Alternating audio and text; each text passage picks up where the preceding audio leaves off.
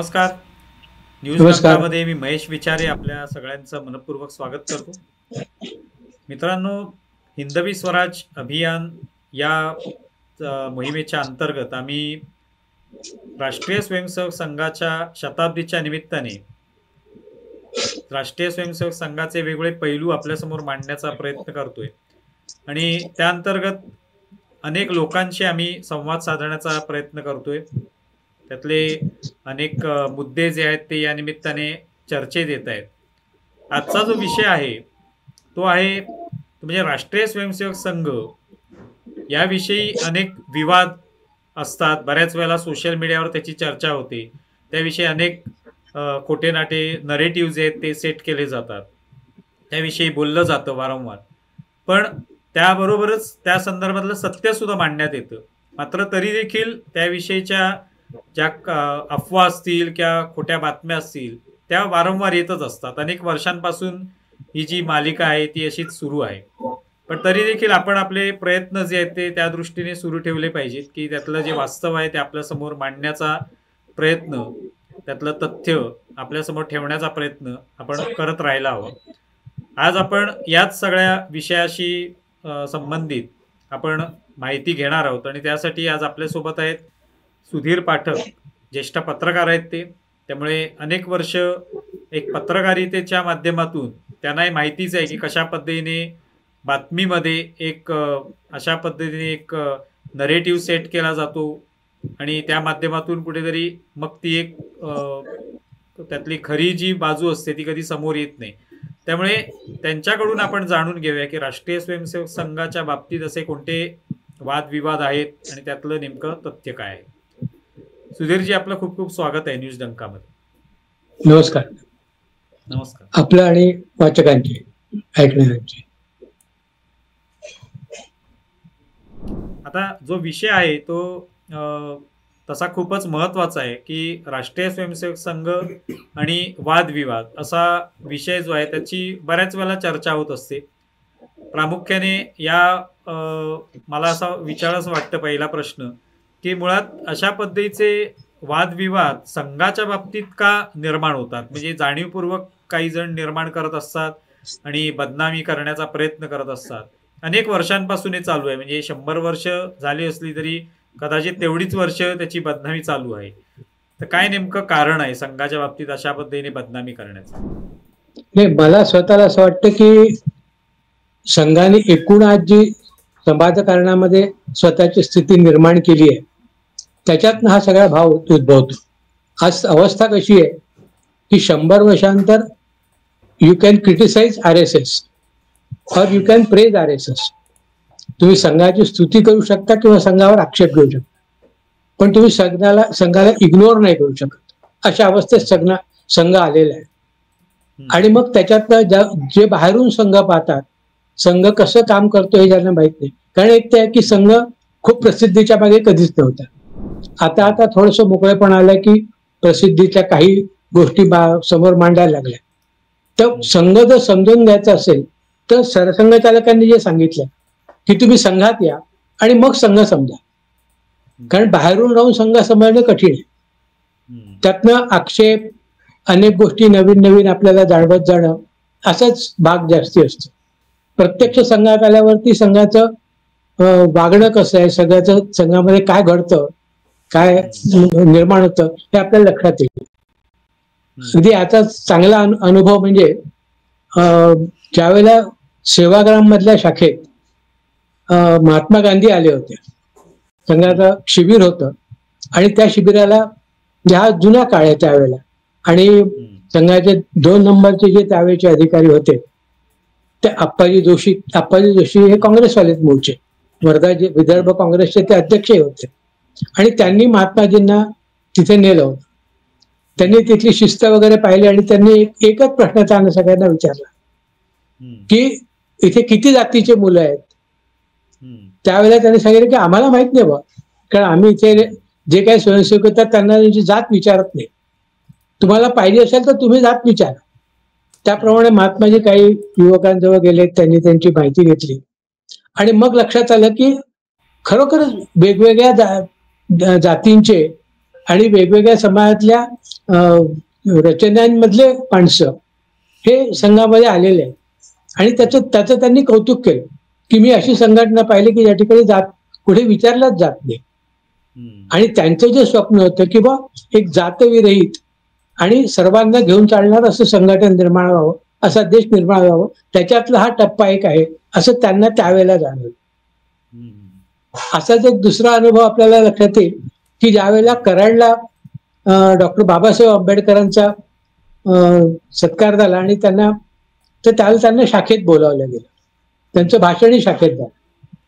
हे केसरीच्या जुन्या अंकांमध्ये आपण ती तारीखही शोधू शकतो. त्या अंकामध्ये ती तारीख आहे की त्यावेळेला आलेलं. आणि त्यात बोलताना डॉक्टर बाबासाहेब आंबेडकरांनी काय म्हटलं की संघाचे माझे काही मतभेद आहेत, पण एकूण मला संघाबद्दल आत्मीयता आहे. तर संघ नेहमीच सांगतो की आमच्याबद्दलची आत्मीयता समाजामध्ये खूप आहे. म्हणजे आमचा जो विरोध होतो तो देखील या आत्मीयतेच्या पोटीच होतो. आणि म्हणून मग आपण अशी स्थिती आणली पाहिजे की संघ हा प्रत्यक्ष येऊन पाहायला पाहिजे आणि मग एकदा संघ समजायला लागल्यावरती हे गैरसमज हळूहळू दूर होते. आता मुळामध्ये म्हणजे राष्ट्रीय स्वयंसेवक संघ हा यासाठी स्थापन झाला की हिंदूंचं संघटन व्हावं, त्यांच्यामध्ये जे वेगवेगळे विभाजन झालेले आहे जातींमुळे म्हणा, तर तो हा जो समाज आहे तो एकत्र यायला पाहिजे आणि त्यातून मग राष्ट्राचं पुनरुत्थान होऊ शकतं, अशी एक धारणा आहे. तर त्या उद्देशाने कदाचित जे कोणी विरोधी आहेत, मी म्हणा किंवा काँग्रेसचे असतील किंवा त्या काळातले ज्यांना हिंदुत्ववादाविषयी काय कदाचित द्वेष असू शकतो, तर त्यांची भावना असेल की हिंदुत्ववादी आहेत त्याच्यामुळे यांचा विरोध केला पाहिजे आणि म्हणून मग हा सगळा विवाद निर्माण करण्याचा त्यांचा प्रयत्न होता का? नाही, याच्यात आपल्याला एक लक्षात घेतलं पाहिजे की संघाचे संस्थापक जे आहेत डॉक्टर केशव बळीराम हेडगेवार हे मुळातनं काँग्रेसचेच कार्यकर्ते होते. बरोबर. आणि त्यांच्या क्रांतिकारकांशी देखील जवळीक होती आणि म्हणून त्यांनी जे त्यांचे वैद्यकीय शिक्षण घेतलं ते वैद्यकीय शिक्षण घ्यायला ते कलकत्त्याला गेले, कारण तिथे क्रांतिकारकांचा सगळा भाग होता. पण मुळातनं ते काँग्रेसचे कार्यकर्ते होते. आणि त्यातनं 1920ला जे नागपूरला काँग्रेसचं अधिवेशन झालं त्या अधिवेशनामध्ये स्वयंसेवक गट जे होतं त्या ठिकाणी काम करणाऱ्या त्या गटाचे डॉक्टर साहेब हे प्रमुख होते. आणि अशा रीतीने म्हणजे संघात पण त्यांची धारणाही स्पष्ट होती की आपण निश्चितपणे हिंदूंचं संघटन केलं पाहिजे आणि हिंदू संघटित झाला तर या देशामध्ये अधिक मोठ्या प्रमाणामध्ये समाजाला समजून घेणं शक्य होईल. यातला पुढचा दुसरा भाग आहे की डॉक्टर साहेब हे काँग्रेसचेच कार्यकर्ते म्हणून 1935ला 1930ला जो सत्याग्रह झाला होता महात्माजींच्या सांगण्याप्रमाणे, त्यावेळेला महात्माजींनी कायदा तोडा याच्यामध्ये जे मीठ गोळा दांडी मार्च जो निघाला होता आणि समुद्रातनं एक मूठ मीठ उचलायचं विदर्भात झालं होतं. बापूजी अणे आणि डॉक्टर हेडगेवार हे दोघं सहभागी झाले होते. तर त्या आंदोलनामध्ये संघ स्थापन झाल्यावर डॉक्टर साहेब आले होते आणि त्या आंदोलनात त्यांना शिक्षा झाली. जवळजवळ 1.5 वर्ष ते कारागृहात होते. त्याच्यानंतर त्यांची मुक्तता झाली. अकोला आणि यवतमाळ कारागृहामध्ये ते असल्याचे रेकॉर्डही सापडतात. त्याच्यामुळे एका राजकीय पक्षामुळे होत असं नाही, पण हळूहळू कसं होतं की तुम्ही ज्या वेळेला पुढे जायला लागता त्यावेळेला जसे तुम्ही पुढे वाढता तसं संघाबद्दल म्हणजे तुमच्या संस्थेबद्दलचे गैरसमजही वाढायला लागतात. अनेक गोष्टी नव्याने समजायला लागतात त्या समाजामध्ये, यापूर्वी कधी झालेल्या नसतात. आणि म्हणून असं वाटतं की हे काहीतरी वेगळं करतात आहे. त्यापूर्वी हिंदूंचं संघटन असं कधी हिंदूंचं संघटन झालं नव्हतं. हा विचार डॉक्टरांनी पहिल्यांदा केला की हिंदू समाज हा जर संघटित झाला, तो बलशाली झाला, तर निश्चितपणे सर्व धर्म समभाव आज जी आपण कल्पना करतो ती एकत्र जाऊन नांदू शकते.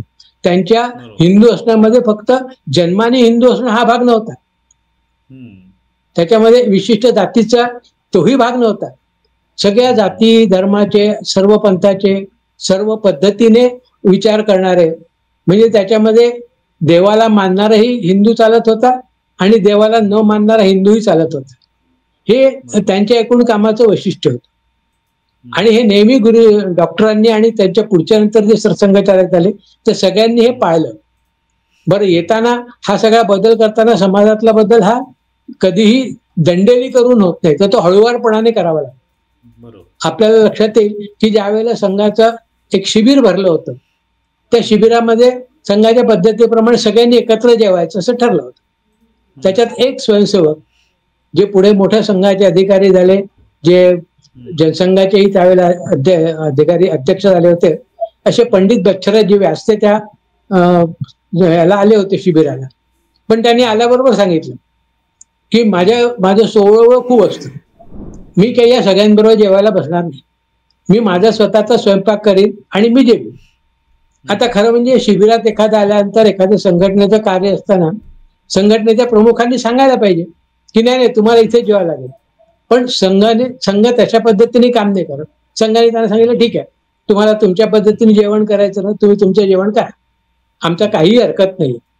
आणि गंमत अशी की त्यांनी पहिल्या दिवशी बाळे सोहळ्यात स्वयंपाक केला, वेगळे जेवले वगैरे, पण त्यांनी पाहिलं की आपले सगळे आपल्या बरोबर असलेले लोक एका रांगेमध्ये बसून जेवतात आहेत आणि एकच जेवतात, तर मग आपल्यासाठी का आपण वेगळं ठेवायचं. आणि हा भाग त्यातला महत्व आहे की त्यातनं आपोआप त्यांचा विरोध गळून पडला. दुसऱ्या वर्षीपासून तेही त्याच पद्धतीने जेवायला लागले आणि सगळ्यांच्या बरोबर जेवायला लागले. तर ही कृतीत्न संघामध्ये बदल करणं हा एक फार मोठा भाग त्यावेळेच्या याच्यात आपल्याला दिसतो आणि हा सातत्याने कायम ठेवलाय. आजही तुम्ही पाहाल त्यावेळेला कुठल्याही शिबिरात किंवा याच्यात एखाद्या अधिकाऱ्यासाठी वेगळं जेवण केलं असं नाही. म्हणजे अगदी सरसंघचालकांनाही जेवायला बसायचं असलं तर सगळ्या स्वयंसेवकांबरोबर जेवायला बसतात. त्यांच्यासाठी काहीही वेगळी व्यवस्था नसते, वेगळी भोजन नसतं, वेगळी जेवणाची बसण्याची व्यवस्था नसते. फक्त एकच बदल असतो की त्यांच्या समोरही पाठ ठेवला असतो आणि त्या पाठावरती बसलेले असतात. समोर पाठ असतो, ताट ठेवायला. एवढाच जो काही कार्यक्रम स्वयंसेवक आणि ह्याच्यामध्ये जो फरक आहे तो एवढाच आहे. यातनं ते हळूहळू समाजामध्ये. मगाशी तुम्ही महात्मा गांधींचा उल्लेख केला आणि त्यावेळेला त्यांनी स्वतः शाखेला भेट दिली होती आणि त्याच्यामध्ये वेगवेगळ्या जातींचे लोक सुद्धा आहेत असं त्या ठिकाणी त्यांना आढळलं. तर ह्याच्या संदर्भात सुद्धा एक विवाद असतो की संघामध्ये बाकीच्या प्रामुख्याने ब्राह्मण जातीतील लोकच जास्त असतात किंवा तेच असतात आणि बाकीच्या जातीतल्या लोकांना प्रवेशच नाहीये, अशा पद्धतीच्या अनेक लोक अफवा पसरवत असतात. मात्र असं अर्थात होताना दिसत नाहीये, पण तरी देखील या चालूच असतात इतकी वर्ष. बरोबर. नाही, ते त्याचं एकमेव कारण आहे की संघ मुळात येऊन पाहिल्याशिवाय नाहीच समजत. त्याच्यासाठी हा सगळा भाग असतो.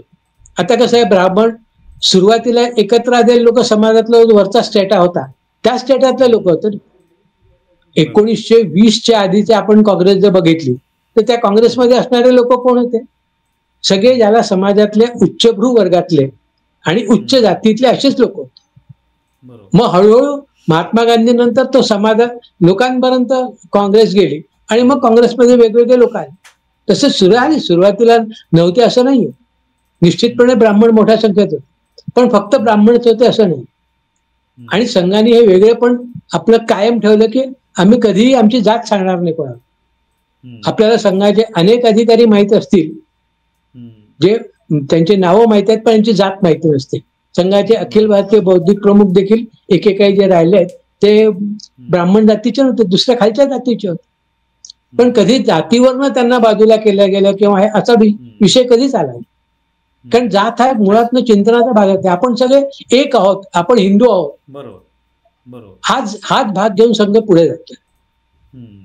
मग अशी काही उदाहरणं तुम्ही देऊ शकता का की ज्याच्यामध्ये त्यांना ती संधी मिळालीच पण त्यांनी त्यांचं अर्थात त्या संघामध्ये सामील झाल्यानंतर त्यांनी त्यांचं कर्तृत्व दाखवून दिलं, ते वेगवेगळ्या पदांवर काम करत राहिले, अनेक कामं त्यांनी केली संघाच्या माध्यमातून?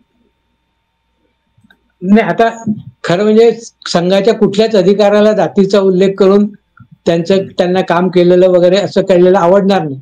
पण तरी मी फक्त पदाचा उल्लेख करतो की साधारणपणे बौद्धिक प्रमुख, अखिल भारतीय बौद्धिक प्रमुख हे जे पद आहे जे संघाला एक वैचारिक बैठक देतं, वैचारिक चिंतनात्मक हे मांडतं की जर एका अर्थाने जर बघितलं तर कुठल्याही संघटनेचा ज्याला बॅकबोन म्हणता येईल असं हे पद आहे. त्या पदावर जे अखिल भारतीय अधिकारी होते ते ब्राह्मण जातीचे नव्हते, दुसऱ्याच जातीचे होते. ते केरळमधून आलेले होते. बरोबर. पण म्हणजे आज त्यांच्या पुन्हा जातीचा उल्लेख करणं त्यांना आवडणार नाही. अनेक लोक आहेत म्हणजे संघामध्ये काम करणारे आणि जबाबदाऱ्या घेणारे किंवा संघाच्या अन्य संस्थांमधनं काम करणारे लोक हे जे आहेत हे सगळे आपलं जात पंथ बाजूला ठेवूनच असतात. त्याच्यामुळे तो उल्लेख नाव घेऊन करणं बरोबर होणार नाही असं मला वाटतं. डॉक्टर बाबासाहेब आंबेडकरांचा तुम्ही उल्लेख केला, त्याविषयी आणखी काही माहिती सांगू शकता का, किंवा त्याविषयीचा काही संदर्भ सांगू शकता का, की त्यांच्या काही राष्ट्रीय स्वयंसेवक संघाच्या लोकांशी झालेले संवाद म्हणा, किंवा त्यांच्याशी झालेल्या काय बैठका असतील, किंवा असा कोणता एखादा प्रसंग?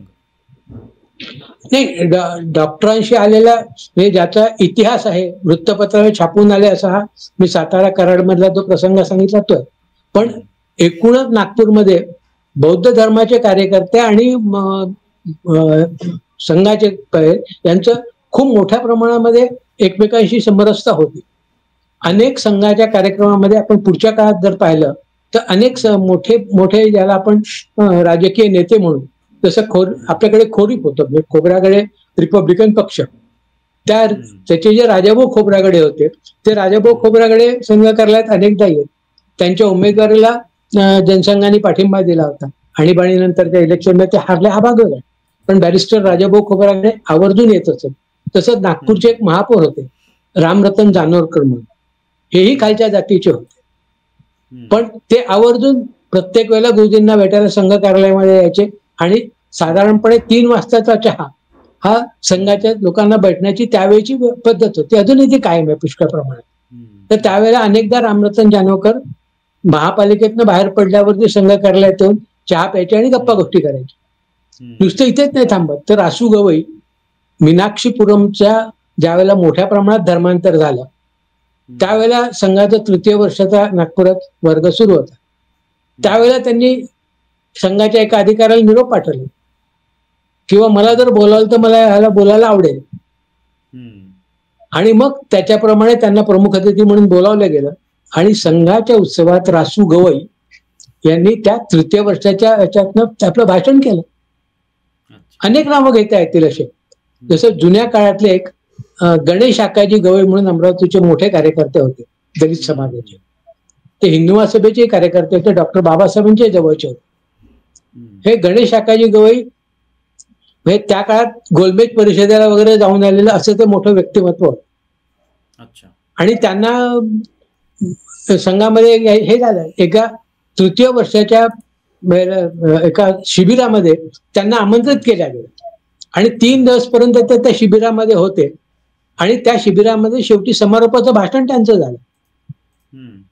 आणि हे दौलत गुणाजी गवई, गणेश आकाजी गवई ह्यांचा जो उल्लेख आहे आपल्याला पुढे दिसतं की पुढे महाराष्ट्रामध्ये किंवा देशामध्ये पहिले जे दलित IAS झाले ते गवई म्हणजे पद्माकर गवई, PG गवई हे त्यांचे चिरंजीव होते, MG गवई हे त्यांचे चिरंजीव होते.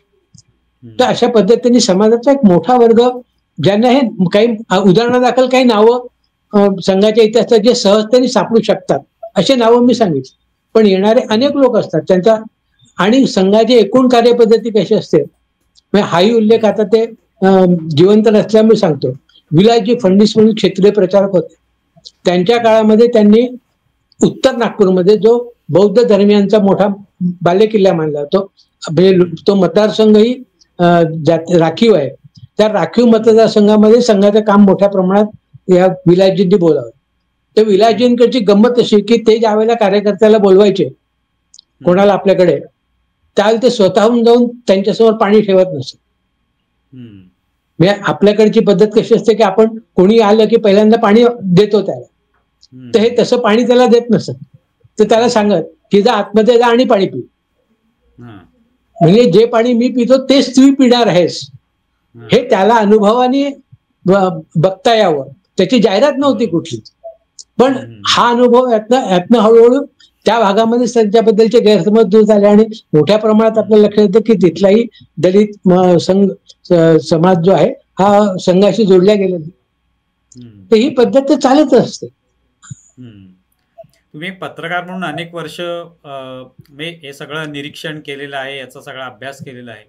तुम्हाला काय वाटतं म्हणजे राष्ट्रीय स्वयंसेवक संघाच्या बाबतीत आता जसं जातींच्या संदर्भातला आपण हा मुद्दा किंवा महात्मा गांधींचा मुद्दा, डॉक्टर बाबासाहेब आंबेडकरांचा मुद्दा तुम्ही उपस्थित केला, तसे विवादाचे कोणते मुद्दे असतात की जे तुम्ही एक पत्रकार म्हणून पाहत असता आणि त्यावर तुमचा अभ्यास असल्यामुळे तुम्ही त्याविषयी मग त्याचं विश्लेषण करता किंवा त्याविषयीचं तथ्य जे आहे ते मांडण्याचा प्रयत्न करता?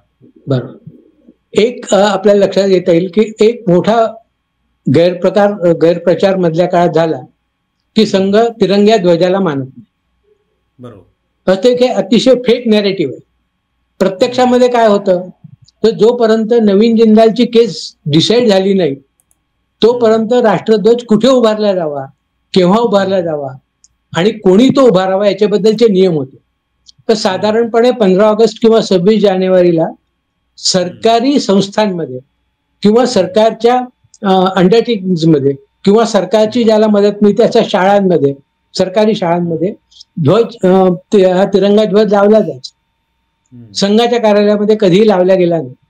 कारण जे नियम होते त्या नियमामध्ये सामान्य माणसाला, सामान्य व्यक्तीला हा असा ध्वज आपल्या घरी लावायची पद्धत परवानगी नव्हती. पण हे नवीन जिंदलचं प्रकरण झालं, सुप्रीम कोर्टाने त्यात निर्णय दिला आणि सांगितलं की लोकांना मोठ्या प्रमाणात राष्ट्रध्वजाचा स्वीकार करू द्या, लावू द्या आपल्या घरी. आणि मग त्यातनं झालं की संघाच्या कार्यालयात देखील राष्ट्रध्वज फडकवला जाऊ लागला. सरसंघचालक किंवा सरकार्यवाह जे कोणी असतील मोठ्या प्रमाणाचे अधिकारी त्या ठिकाणी यायला लागले.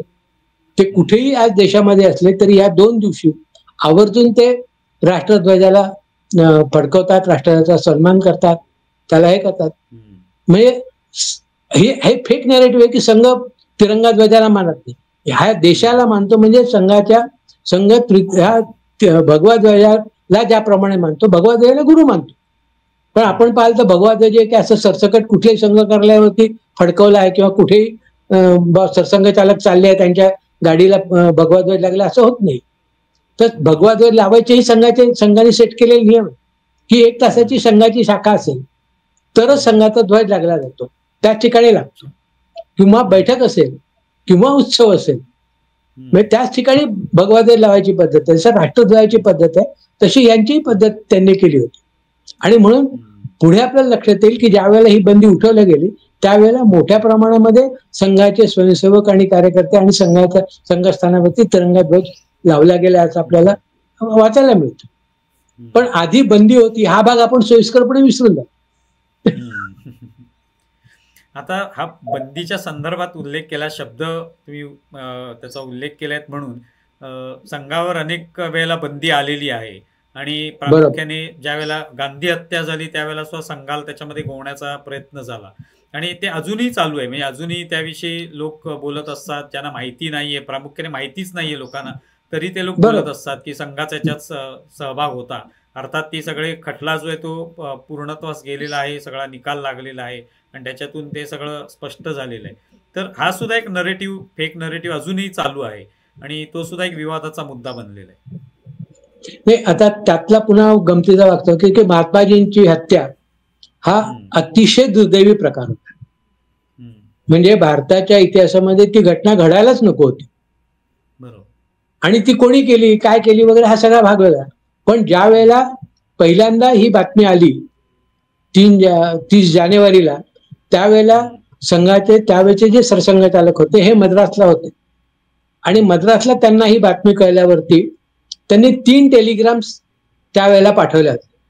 त्यातला पहिला टेलिग्राम हा पंतप्रधानांना पाठवला होता नेहरूंना, दुसरा जो होता तो गृहमंत्र्यांना पाठवला होता म्हणजे वल्लभभाई पटेलांना पाठवला होता आणि तिसरा गांधी परिवाराला पाठवला होता ज्यातनं गांधीजींची अशा पद्धतीने हत्या झाल्याबद्दलचं खेद आणि दुःख व्यक्त केलं होतं.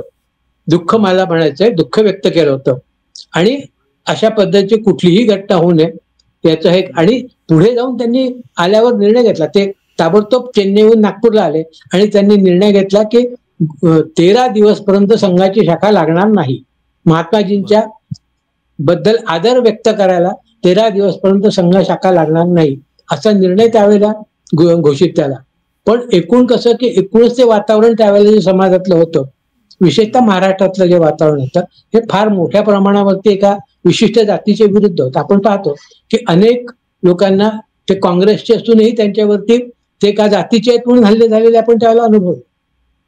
अगदी नावच घेऊन उदाहरणं काही सांगायचं झालं तर जे 100% काँग्रेस होते, ज्यांनी आयुष्यात खादीशिवाय काहीही कधीही वापरलं नाही, ज्यांची वैचारिक बैठक नंतरही काँग्रेस बरोबर बांधिलकी राहिली, अशाही लोकांच्या घरावरती त्यावेळेला समाजातल्या लोकांनी हल्ले केले होते.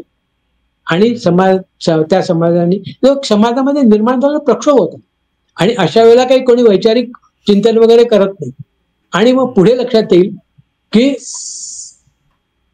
त्यावेळेला मोठ्या प्रमाणात हल्ला झाल्यावरही संघाचे स्वयंसेवक प्रतिकार करायला बाहेर उभे नाही झाले.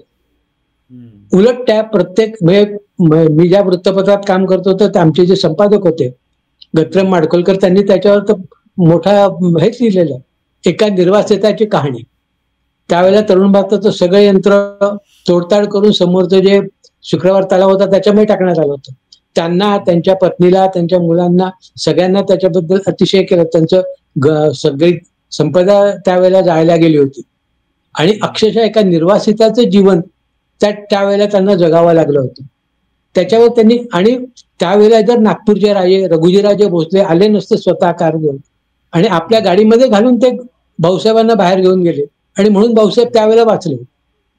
म्हणजे हीच त्यावेळेची आणि हा प्रक्षोभ होता. म्हणजे त्याच्यात ते पुढे जाऊन पुढे संघावर बंदी आली त्याच्यात त्यानिमित्त हे करून. पण आपण पाहतो की महात्माजींच्या हत्येसंबंधी जे खटले झाले त्याच्यामध्ये आरोपी कोण होते? त्याच्यामध्ये एकही संघाचा आरोपी नव्हता. 10 आरोपी त्याच्यामध्ये होते. त्यातले पहिले 2, 3, 4 त्यातले शेवटच्या आरोपीमध्ये स्वातंत्र्यवीर सावरकरांचा नाव.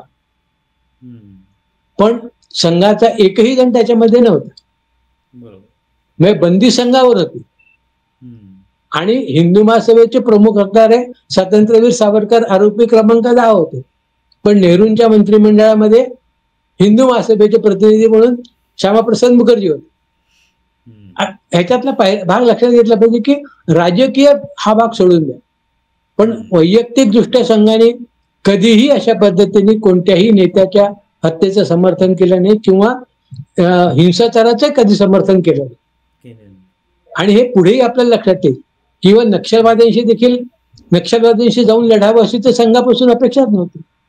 गडचिरोली जिल्ह्यातलं सिरोंचा हे गावाचं स्थान होतं. या सिरोंचा मधला अनुभव आहे की संघाचा एक प्रचारक त्या ठिकाणी त्याला सांगितलं की तू त्या ठिकाणी प्रचार कार्याला जा. तो गेला. आल्यावर पहिल्यांदा तो 10 ठिकाणी पहिल्यांदा जी संघाची पद्धत असते त्या पद्धतीप्रमाणे गावात फिरला. गावात घरोघरी त्याची राहायची व्यवस्था झाली. राहायची व्यवस्था झाली. काही दिवस संघाच्या शाखा चालायला लागल्या. काही दिवसांनी तिथले जे नक्षलवादी होते त्यांच्या लक्षात आलं की अरे ते भलतंच होऊन राहिलं, इथे संघाची शाखा लागते. आणि मग त्यांनी त्यांच्या पद्धतीने काम केलं. ज्या वेळेला तो दुसऱ्या गावावरून रात्री सिरोंचाला परत आला आणि अख्ख्या सिरोंचातले सगळे दरवाजे वाजवले, एकही दरवाजा रात्रीच्या वेळेला उघडला गेला नाही. त्याच्या जेवणाची व्यवस्था त्या गृहस्थांकडे होती, राहायची व्यवस्था होती, पण त्यांनी देखील दार उघडलं नाही. सगळे सिरोंचा मधले दार त्यावेळेला लोकांनी बंद केले होते. आणि त्या प्रचारकाला एका मंदिरामध्ये जाऊन आश्रय घ्यावा लागला रात्रीचा. तिथेच मंदिरामध्ये आपल्या वळकटी म्हणजे आपली बॅग जी असते, झोला त्या द्यायचा, तो झोला लावायचा डोक्याच्या तिथे आणि मग झोपायचं. अशा पद्धतीने त्या ह्याच्यात झोपला. दुसऱ्या दिवशी सकाळी तिथे नक्षलवादी आले आणि त्यांनी सांगितले बाबू हे खूप झालं, हे नाही चालणार, आमच्या भागामध्ये संघाची शाखा लागलेली नाही चालणार, तू आत्ताच्या आत्ता आमच्या समोर गाडीतनं बाहेर जायचं, इथे एसटी येते त्या एसटीतनं तू बाहेर गेला पाहिजे. आता तो बिचारा प्रचारक एकटाच होता, गावातल्या कोणाची साथ नव्हती, त्याच्यामुळे तो गेला. पुढे तो तहसीलची ठिकाणी त्या ठिकाणी गेला, तहसीलच्या ठिकाणी, आणि त्या ठिकाणचे जे संघाचे अधिकारी होते त्यांनाही सांगितलं की बा असं झालेलं आहे.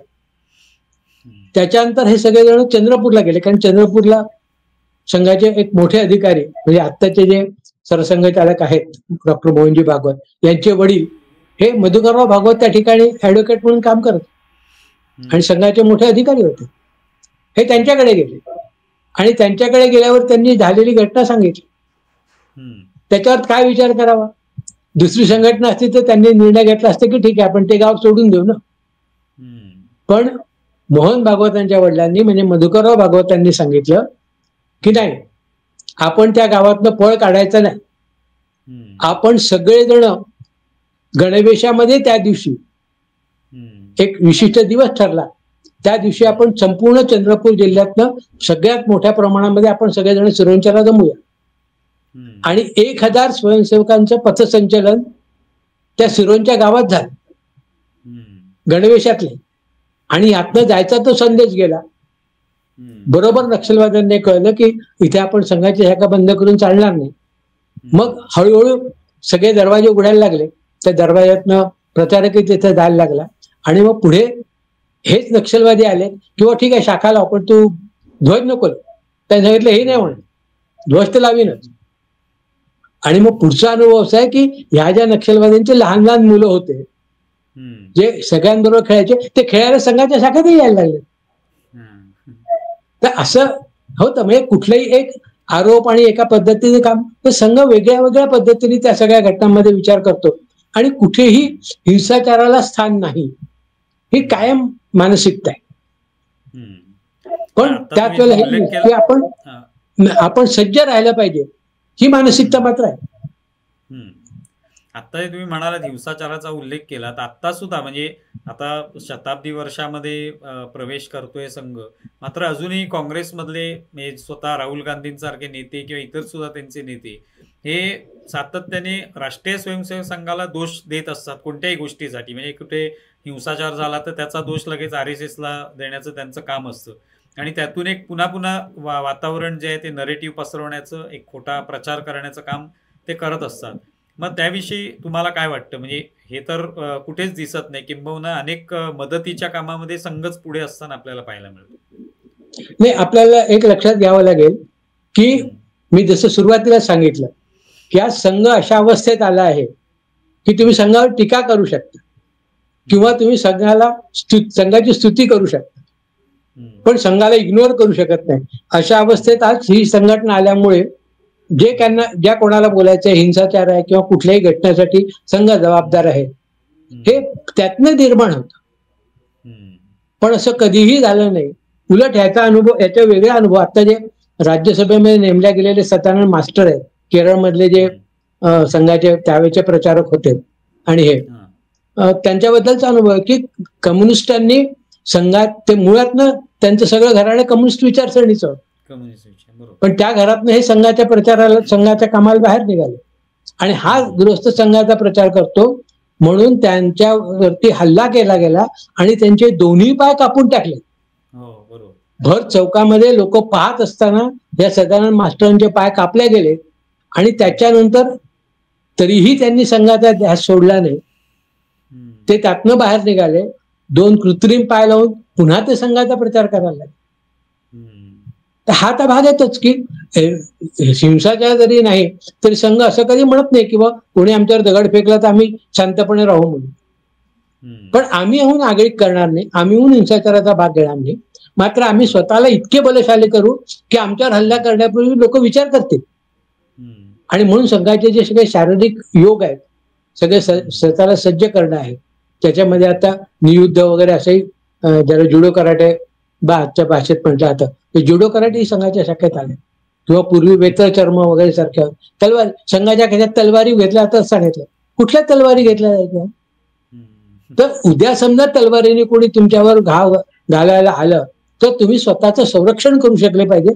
या पद्धतीने स्वयंसेवकांना सिद्ध करणं हा भाग होता.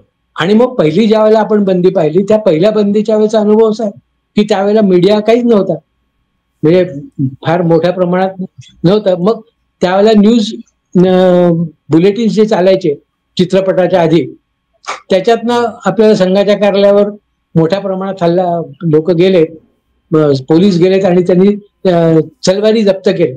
तलवारी जप्त केल्या हे सांगितलं याचं, पण त्यातल्या किती लाकडी तलवारी आहेत ह्या कोणाला सांगितल्याची गरज नाही.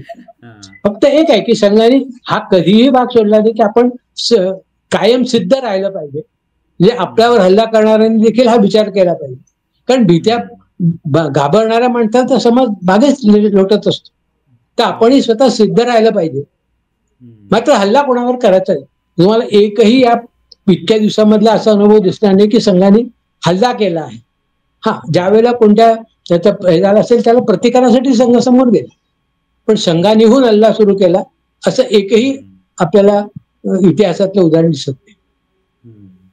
आता संघ प्रत्यक्ष राजकारणामध्ये उतरत नाहीच, पण तरी देखील संघातले जे प्रचारक असतील म्हणा किंवा संघासोबत अनेक वर्ष स्वयंसेवक म्हणून काम केलेले लोक, हे त्यांना इच्छा असेल राजकारणामध्ये जाण्याची तर राजकारणात ते जाऊ शकतात.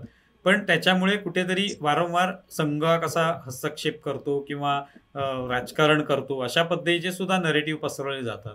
तर त्याविषयी किंवा त्याचं खंडन कसं करता येऊ शकतं किंवा त्याविषयीचं काय तुम्हाला विश्लेषण करता येईल? नाही, निश्चितपणे आपल्याला सांगता येईल की संघ स्वतःहून राजकारणात कधीही नाही, पण संघाच्या माणसांनी संघाची स्थापना जी झाली ते स्थापनेनंतर ज्यावेळेला जनसंघाची स्थापना करायची वेळ आली त्यावेळेला सुरुवातीला गुरुजींनी सांगितलंच होतं, त्यावेळेचे जे प्रमुख होते संघाचे, की बा आपण कुठल्याही पद्धतीने संघ याच्यात पडणार नाही राजकारणामध्ये. मग त्यांनी सांगितलं की बा आम्हाला तुम्ही काही जण द्या. डॉक्टर श्यामाप्रसाद मुखर्जी आणि श्री गुरुजींची जी चर्चा झाली त्यातनं ठरलं किंवा चालवू शकतील असे काही लोक द्या. त्यावेळेला संघाने आपले काही प्रचारक दिले, पण संघ म्हणून कधी राजकारणामध्ये पडला नाही. आता संघाचे स्वयंसेवक अन्यत्र नव्हते का?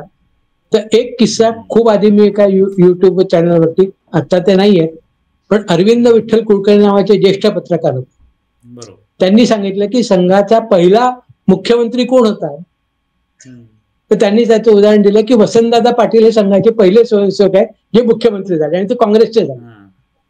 कारण ते ज्या वेळेला आले त्यावेळेला त्यांनी संघात येत होते नियमितपणे, आणि त्यावेळेला त्यांनी मला राजकारणात जायचं, मला राजकारणात करिअर करायची इच्छा. त्यावेळेला संघाच्या अधिकाऱ्यांनी सांगितलं की नाही, इथे काही हे नाही, तुला जायचं असेल तू काँग्रेसमध्ये जा, तर तू राजकारणामध्ये उच्च पदावर जाऊ शकतो.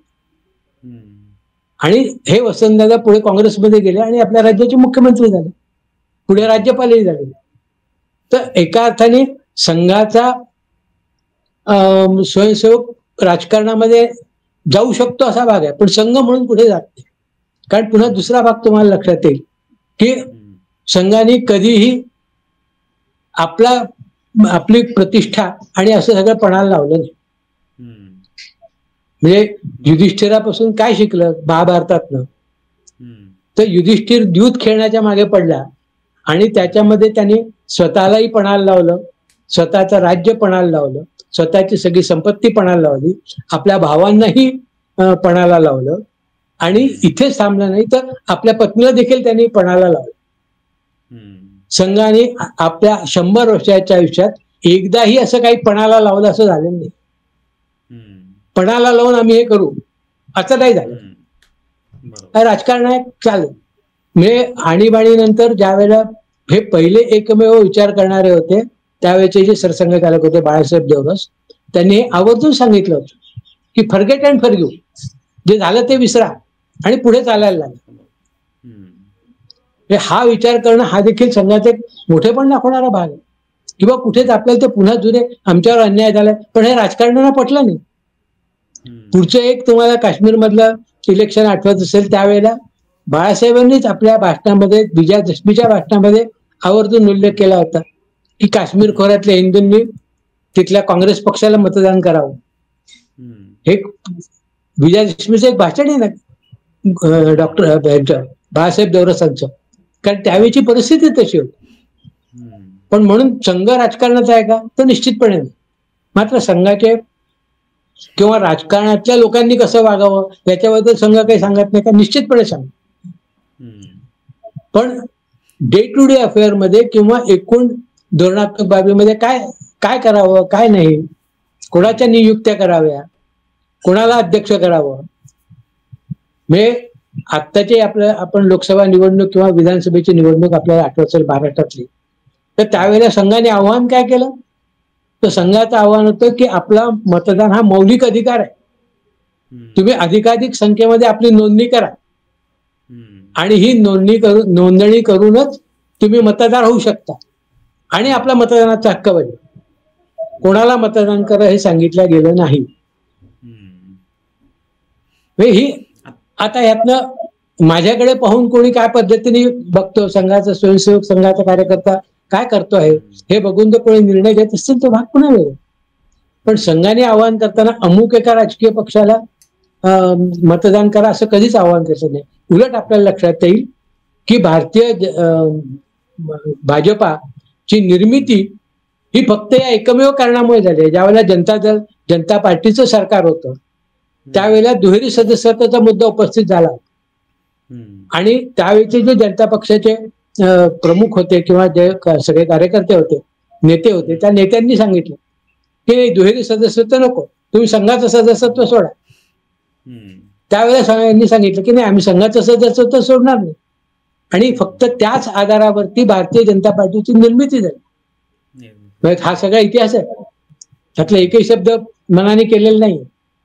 म्हणजे संघासाठी भारतीय जनता पक्ष निर्माण झाला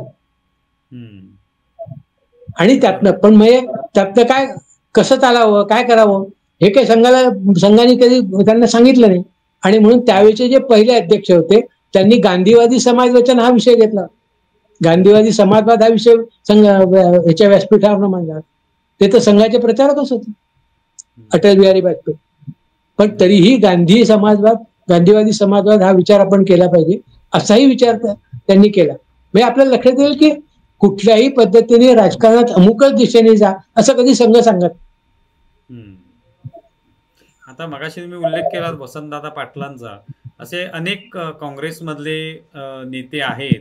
म्हणजे आपण अनेक नावं जी आहेत ती सुद्धा अशी ऐकतो की जे संघाच्या बाबतीत नेहमीच म्हणजे त्यांना एक आदर होता, सन्मानपूर्वकच त्याविषयी त्यांचं मत होतं.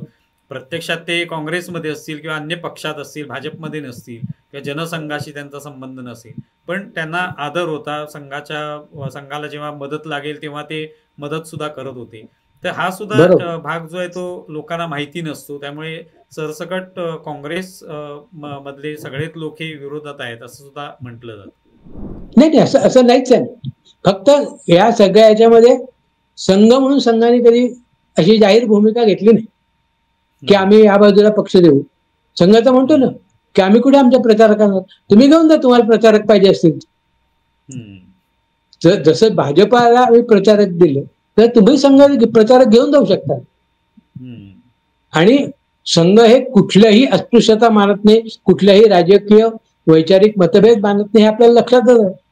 तसं जर नसतं तर जगमोहन सारखे जे अतिशय वरिष्ठ आय एस अधिकारी होते, आणीबाणीमुळे जे अतिशय बदनाम झाले होते त्या सगळ्या याच्यामध्ये, पण ते काँग्रेसच्या राजकारणात असताना त्यांना जनसंघाने कसं काय आणलं जवळ किंवा भाजपने आपल्या जवळ कसं काय आणलं याचा विचार केला पाहिजे. तर त्यावेळेला जे जाऊन भेटणारे अधिकारी असतात किंवा जे सांगतात त्यांच्या सांगण्यामध्ये इतकं जवळीक असते, इतकी आत्मीयता असते की त्याच्याबद्दल विचार करायला पाहिजे असं त्यांना वाटायला लागतं. आणि आपण तेच पाहतो की जे तिथे तुर्कमान गेटला बदनाम झालेले जगमोहन पुढे भाजपचे हे झाले, मंत्री झाले आणि काश्मीरचे राज्यपालही झाले. काश्मीर आज सुस्थितीमध्ये आणायला पुष्कळ प्रमाणात जगमोहनांचं त्या ठिकाणचं वास्तव्य कारणीभूत झालेलं आहे. किंवा पुढेही आपण पाहतो की प्रत्यक्ष सत्तेत असताना आले नाही, पण आपले माजी राष्ट्रपती डॉक्टर मुखर्जी हे संघाच्या तृतीय वर्षाला समारोपाला आले होते. बरोबर. आणि त्याच्यावर मोठी कॉन्ट्रोवर्सी झाली, काँग्रेसमधून विरोध झाला की तुम्ही येऊ नका. पण डॉक्टर मुखर्जींनी सांगितलं की मी काय बोलणार आहे थोडी तुम्हाला माहिती. आणि संघ आपल्या व्यासपीठावरनं कधी असं सांगत नाही की तुम्ही तुमचं हे करू नका. असं नॉर्मली कसं असतं की संघाच्या सगळ्या कार्यक्रमाचं हे वैशिष्ट्य असतं की त्या कार्यक्रमाचा समारोप हा सरसंघचालकांच्या भाषणाने होतो. पण तो एकमेव तृतीय वर्षाचा कार्यक्रम, समारोपाचा कार्यक्रम असा होता की ज्या वेळेला सरसंघचालकांचं भाषण आधी झालं आणि त्याच्यानंतर आपल्या राष्ट्रपतींचं भाषण झालं. म्हणजे डॉक्टर मुखर्जींनंतर कोणीही बोललं नाही. हे संघाने किती मोठ्या प्रमाणात आदर दिला. म्हणजे संघाला हा काँग्रेसवाला चालत नाही असं वगैरे विषयच नाही आहे. म्हणजे त्याच्यातून हा एक गुण दिसून येतो की संघ हा सर्वसमावेशक आहे. सगळ्यांना तो आपल्याकडे जे जे तो विचार स्वीकारतील किंवा ज्यांना पटेल, ज्यांना आदर द्यायचा आहे त्यांना तो जवळ करतो. आणि ते आत्ता सुद्धा आपण पाहतोय राजकारण, भलेही राजकारण म्हणूया आपण, पण तरी वेगवेगळ्या पक्षातले लोक आज येत आहेत, त्यांनाही एखादी ती भूमिका पटत असेल जी राष्ट्रवादाशी संबंधित आहे, देशाच्या संदर्भात आहे, त्यामुळे लोक येत आहेत. तर ही भूमिका दिसून येते. तुम्हाला एक या ठिकाणी समअप करताना, शेवट करताना काय सांगावंसं वाटतं? हे जे काय वादविवाद होत असतात ते याबद्दल लोकांनी कशा दृष्टिकोनातून पाहिलं पाहिजे? नाही, यातलं पहिला भाग काय होता की संघाने आपल्याला कशा पद्धतीने वाटचाल करायची आहे याचा एक आराखडा पहिलेपासून तयार केला. आणि तो आराखडा असा होता की कुठेही प्रचार जास्ती करायचा नाही, गुप्तता बाळगायची. पहिल्यांदा ब्रिटिश सरकारचा काळ होता, संघाची स्थापना झाल्यानंतर 1925 ते 47 हा ब्रिटिश राजवटीचा होता. त्यावेळेला किती टोकाची भूमिका होती, त्या टोकाच्या भूमिकेमध्ये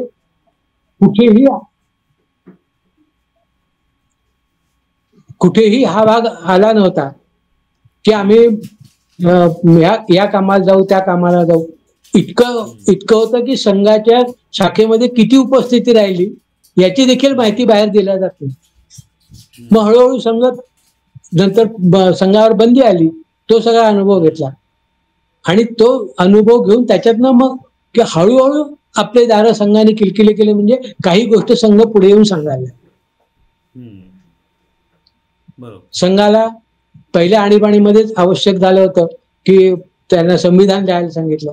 संघाने आपली घटना तयार केली आणि त्या घटनेप्रमाणे दरवर्षी दर 3 वर्षांनी प्रतिनिधी सभेची बैठक होती आणि त्यावेळेला सरकार्यवाह हा निवडला जातो. संघाच्या घटनेतच आहे.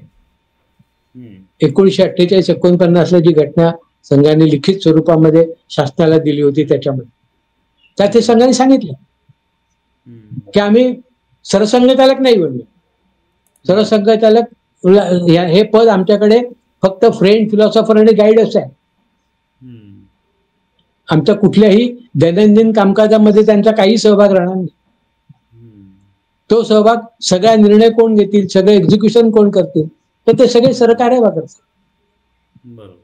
आणि म्हणून आपण पाहता की दर 3 वर्षांनी संघाची प्रतिनिधी सभा होते. प्रतिनिधी सभेचे दरवर्षीच होते, पण दर 3 वर्षांनी निवडणुका होतात आणि त्याच्यामध्ये सरकार्यवाह निवडला जातो. आणि मग संघाच्या संविधानात म्हटलं की सरकार्यवाह आपले सहसरकार्यवाह आणि अन्य पदाधिकारी निवडतात, त्याप्रमाणे ते निवडतात. त्याच्यामुळे लोकशाही व्यवस्था. आणि दुसरं त्याच्यानंतर जे झालं की सगळ्यात मोठं जे पाऊल उचललं गेलं ते डॉक्टर मोहन भागवत ज्या वेळेला सरसंघचालक झाले, त्यांनी दिल्लीला 3 दिवसाचं खुलं संमेलन ठेवलं, खुलं चर्चासत्र ज्याला म्हणता येईल. आणि 3 दिवसांमध्ये त्यांनी देशातल्या अनेक महनीय लोकांना बोलावलं. म्हणजे मी जर चुकत नसेल तर त्याचं आमंत्रण राहुल गांधींनाही गेलं होतं की तुम्ही या आणि पहा संघ काय. आणि त्याच्यात त्यांनी आवाहन केलं किंवा संघ काही देऊन कोणाला आणतो का, तर संघ काहीही देत नाही. उलट संघ तुमच्याकडनं सगळं मागतो. संघात आल्याबद्दल अमुक पद मिळालंय किंवा तुम्हाला, तर संघाचा गणवेश देखील हा संघाचा स्वयंसेवक स्वतः त्या खर्चाने करतो. त्याला शिबिरात द्यायचं असलं तर शिबिराचं शुल्कही तो स्वतः भरतो. इतकंच काय, तर सगळ्या याच्यामध्ये तो स्वतःहून काही त्याला दिलं जात नाही. उलट संघच तुमच्याकडनं अपेक्षा करतो की गुरुपूजनाला तुम्ही या आणि गुरुदक्षिणा घ्या. कारण संघाचा सगळा जो खर्च आहे हा फक्त गुरुदक्षिणेवर चालतो. कोणी गेलं संघ करलात आणि मला देणगी द्यायची आहे, देणगी अशी देणगी संघ स्वीकारून चालत नाही. संघाची 100 वर्षाच्या वाटेल आपण लक्षात येईल की 1928 पासून संघाने केलं की दरवर्षी गुरुदक्षिणा होईल आणि त्या गुरुदक्षिणेमध्ये जी काय दक्षिणा येईल त्याचं एक विशिष्ट पॅटर्न केलेलं आहे. आणि त्यातनं लक्षात आलं की संघ तसा चालतो. तर हा एक संघाने अधिक मोकळेपणाने, आणि म्हणून सरसंघचालकांचं जे आव्हान आहे किंवा तुम्ही दुरून संघाबद्दलचं मत व्यक्त नका, तुम्ही या संघात राहा, संघ पहा.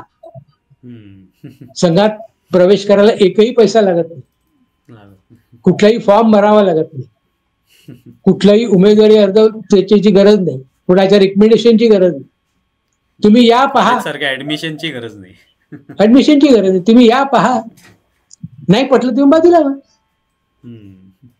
असे नाही किंवा तुम्ही आल्यागत तुम्हाला धरून बांधून आता स्वयंसेवकच कायम ठेवलेला आहे. संघ आहे म्हणतात की एकदा स्वयंसेवक आहे, आयुष्यभर स्वयंसेवकच आहे.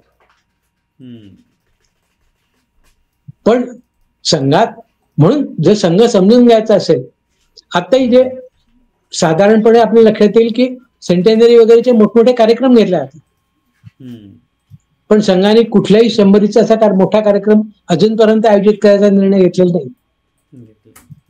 उलट संघाने जो निर्णय घेतलाय की आम्ही स्वयंसेवकांना नवीन हे सांगू, त्याचा उल्लेख सरसंघचालकांनी केलाय की आपण 5 पंचप्राण त्यांनी दिले की बा हे 5 परिवर्तनाचे बिंदू आहेत की याच्यावर आपण कार्य केलं पाहिजे.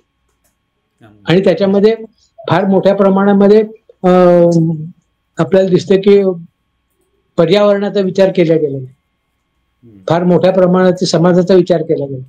ते सांगतात की समाज तुम्ही आपल्या घरच्या बरोबर राहा ना. त्यात त्यांनी हे म्हटलंय की बा ठीक आहे, एकत्र कुटुंब पद्धती आता नसू शकते, पण विभक्त कुटुंब असतानाही आपण सगळे किमान एका दिवशी तर एकत्र येऊ शकतो, एखाद्या सणाला तर एकत्र येऊ शकतो, किमान घरचे सगळेजण जेवायला तर एकत्र येऊ शकतो. आणि ते करताना आपण काही समाजाबद्दलचा विचार करू, समाजाला मार्गदर्शन करणाऱ्या लोकांबद्दलचं बोलू. हे जे 5 सांगितले की समाजातल्या सर्व स्तरामधल्या लोकांना बोलू, त्यांना आपल्या बरोबर घ्या, पर्यावरण हे करा, वृक्ष वाढवले पाहिजे, हे केलं पाहिजे, सिंगल यूज प्लास्टिक बंद केलं पाहिजे. वास्तविक तसं पाहिलं तर एका अर्थाने संघाचा हा कार्यक्रम नाही, पण संघाने आपल्या स्वयंसेवकांनी सांगितलं की या पद्धतीने आपल्याला पुढची वाटचाल करायची, ही आवश्यक आहे. आणि म्हणून त्याचं सूत्र हे की संघात या आणि संघ समजा. बरोबर. तुम्ही हा जो शेवटचा सगळा मुद्दा स्पष्ट करून सांगितलं, त्याच्यावरनं ते लक्षात येतं की हा जो वादविवाद निर्माण केले जातात, वेगवेगळे भ्रम पसरवले जातात, ते कुठेतरी थांबण्यासाठी मुळात संघ जाणून घेणं आणि कदाचित संघामध्ये सहभागी होणं, शाखेमध्ये सहभागी होणं आणि त्यातून ते जाणून घेणं आणि ह्या आपल्या मनामध्ये असलेले जे काही चुकीच्या गोष्टी आहेत, गैरसमज आहेत, ते दूर करता येऊ शकतील असं आपल्याला याच्यातून म्हणता येऊ शकेल. तुम्ही सुधीरजी इथे आमच्याशी या मोकळेपणाने संवाद साधलात आणि या सगळ्या विषयावर बोललात, त्याबद्दल खूप खूप आभारी आहोत. धन्यवाद. नमस्कार.